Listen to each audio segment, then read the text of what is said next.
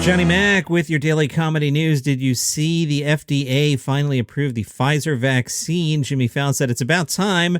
Their statement started with, "Hey, sorry, I just saw this." Fallon, yeah, it was approved by the real FDA, the Food and Drug Administration, which is not to be confused with the fake FDA, the Facebook Doctors Association. Jimmy Writers, you're better than that joke. Seth, approval also offers an opportunity to clear up substantial public confusion. And look, I'll admit it can be confusing to follow. We all wish the FDA and the CDC could be more like SCF, which is an organization where people speak effing clearly. Fallon, yeah, this is great news. Although if it didn't get approved, I'm not really sure what the options were. Pfizer store credits? Good one. Fallon, it must be weird working at the FDA. One day you're approving a life-saving vaccine. The next you're approving more s'mores-flavored Oreos. Corden, exactly what paranoid anti-vaxxers have been waiting for. A stamp of approval by the federal government. That's good. Corden, the Pfizer vaccine is now fully approved by the FDA, which sounds like a big deal until you remember that so is Mountain Dew Baja Blast. Fallon, the vaccine isn't the only thing keeping the FDA busy. They recently had to tell people not to treat COVID with a drug that's given to animals with worms. This is real. They tweeted, "You are not a horse. You are not a cow. Seriously, y'all, stop it." Meanwhile, the people taking it are like, laugh all you want, but I don't have COVID and the worms are almost all gone. Stephen A. Smith was guest hosting Jimmy Kimmel Live. I don't know if the writers let him down or what. First joke, they're absolutely right. You are not a horse. You are not a cow. You're a jackass, though. It's like, that's just a hacky joke. Smith, by the way, if the drug you're about to take has a horse on the box, you probably shouldn't take it. Not good. Smith, do you eat your meals out of a bag that's been strapped to your mouth? Are you fed around by a carrot or stick? How about, do you sleep standing up? Do you sleep in a stable? No. Then take people medicine, okay? Try that. And one more. On Friday, the Mississippi Health Department said incidents of people taking this horse medicine accounted for more than 70% of recent calls to the state's poison center. Stephen A. Smith's punchline, that's shocking, and I'll tell you why. I had no idea Mississippi had a health department. John Oliver was talking about Mike Richards, you know, the guy that hosted Jeopardy for about as long as I did. John called Mike Richards a smirking golf ball who was demoted from hosting Jeopardy to merely running it. This man enjoyed joking about booby pictures at the age of 40. Ricky Gervais tweets, in the studio all week recording the score for Afterlife. It seems to be affecting me emotionally more than usual. Not sure if that's because the music is so beautiful, the menopause, or all the crap that's happening in the world. This headline from Awful Announcing got my attention. The headline, Will Smith, the Chainsmokers, and NASCAR collaborate on upcoming romantic comedy. Will Smith, the Chainsmokers, and NASCAR collaborate on upcoming romantic comedy. All right, I'm in. Awful Announcing writes, in what sounds like the most random grouping ever, amen, a new romantic comedy will be made for Amazon that's set in the NASCAR world and will have the cooperation of the racing series, Will Smith and the Chainsmokers. Yeah, I hope Will Smith is cooperating if he's in it. Otherwise, that's the plot of an Eddie Murphy movie. What's that movie called? Who cares? According to Deadline, the romantic comedy titled Clean Air will involve Will Smith's Westbrook Studios and the Chainsmokers' Kick the Habit Productions. The plot will be about a sports agent within the NASCAR world who loses a top star as a client and takes a chance on a female dirt track racer trying to break into the sport. The film follows Lila, an ambitious sports agent who loses her client before the start of the NASCAR season and decides to take a chance on a rebellious female dirt track racer, 17-year-old Piper Kite, Kite spelled K-Y-T-E.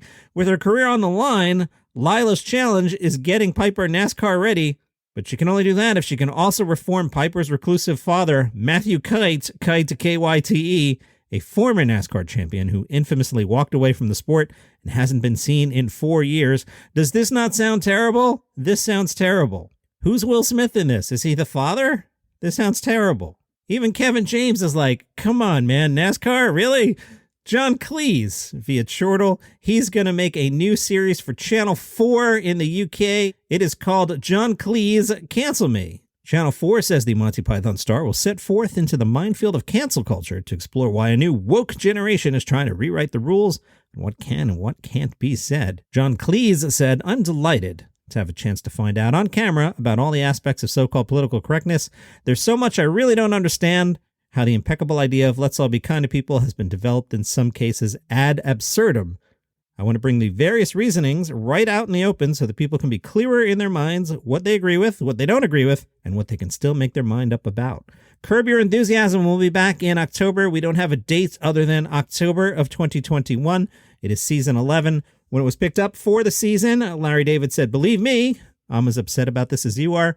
One day I can only hope that HBO will come to their senses and grant me the cancellation I so richly deserve." If you like what I do here on this show, you can buy me a coffee. You go to buymeacoffee.com/dailycomedynews, and you can throw some money in the tip jar, suggested amount $5. Susan did just that. Thank you, Susan, for your donation. I took Susan's $5. I went down to National Donuts Chain. They can pay for the sponsorship. You know the one I'm talking about. They might sell some donuts. You know that one? That one. I went there. Hey, National Donuts Chain. Large iced coffee, caramel and milk. Hook me up. Susan paid for it. Thank you, Susan. So if you want to be cool like Susan, buymeacoffee.com/dailycomedynews. This is random. I've been meaning to tell you about this box. So my family makes fun of me. Amazon comes to my house 7 times a day. I order anything on Amazon, and you'll see in a second what I ordered. So this giant box came. I took a picture of it. I'll put it up on Instagram at Daily Comedy News.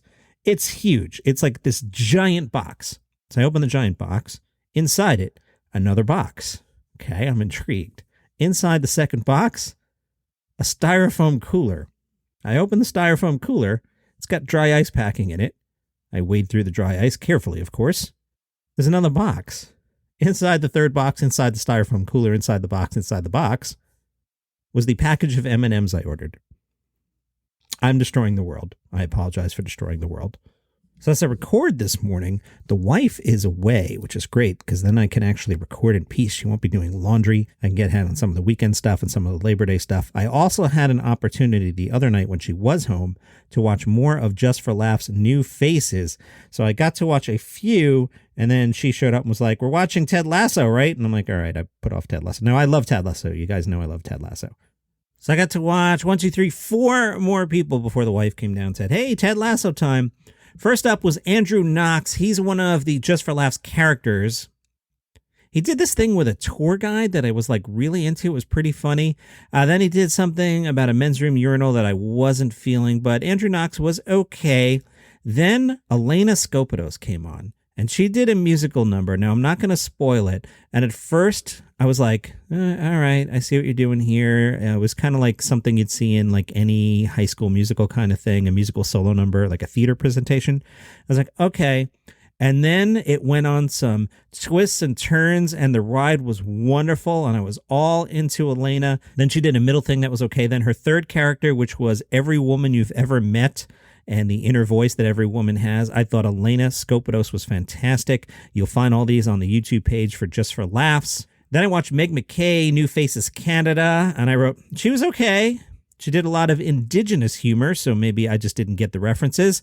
But I also found her pacing a little slow, and she did some Star Wars material, which is right in my wheelhouse, but it fell flat for me, so that's Meg McKay. And then Drew Behm, B-E-H-M, New Faces Canada, and I wrote pretty good.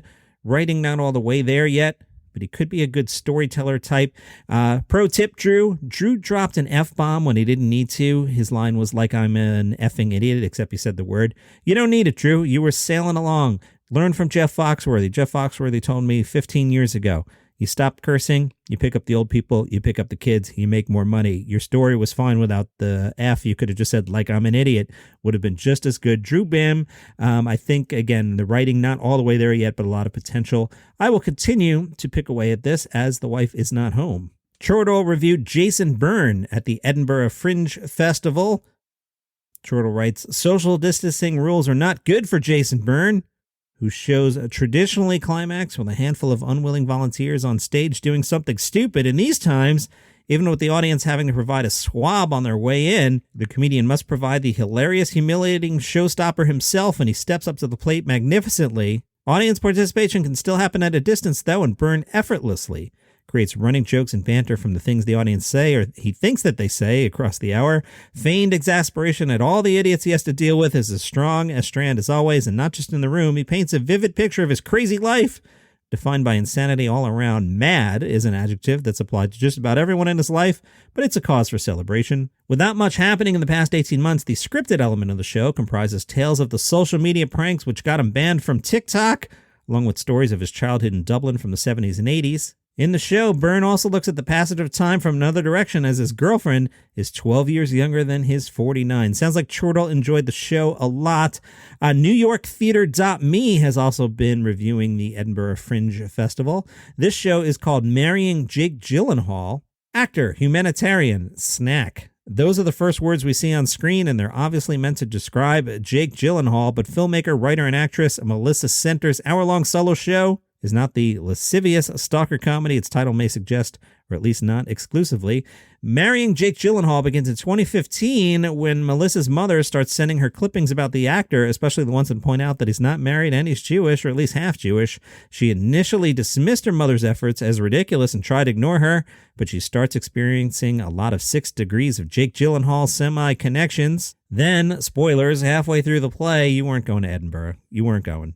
Then halfway through the play, spoilers, Melissa attends a SAG-AFTRA event at which Jake Gyllenhaal's the guest, and that's enough to start sharing her mother's obsession and half strategizing, half fantasizing her pursuit. Marrying Jake Gyllenhaal is not as excessively downbeat as it may sound, and only occasionally a little creepy. Melissa Center is mostly funny and charming. And that is your comedy news for today. BuyMeACoffee.com/Daily Comedy News. Follow the show on Spotify, Apple Podcasts, Google Podcasts. See you back here tomorrow.